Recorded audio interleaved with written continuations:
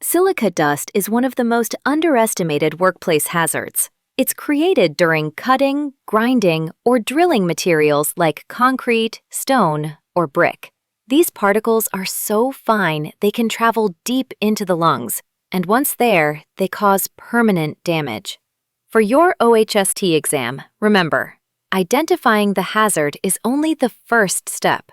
Controlling it is where safety leadership begins. To control silica exposure, always think in terms of the hierarchy of controls. Eliminate if possible.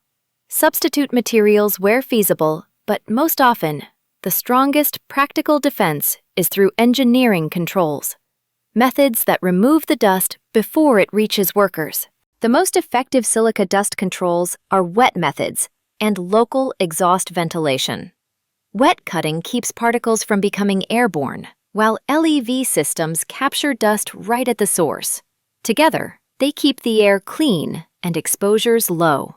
This is the kind of control OSHA expects, and the kind your OHST exam emphasizes as the best prevention method. When engineering controls aren't enough, administrative controls help limit exposure, like rotating workers or scheduling dusty tasks for off hours.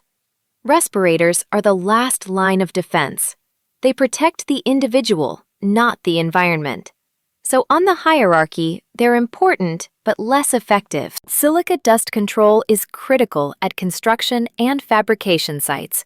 When you inspect or manage projects, look for engineering controls in place and verify exposure monitoring results. This is how you turn exam knowledge into real compliance impact. For your OHST prep and your field practice, think control before correction. Silica dust control isn't just an exam topic. It's a daily commitment to safety and long-term health. Subscribe to Field to Compliance for more quick lessons that connect exam prep to real-world safety performance.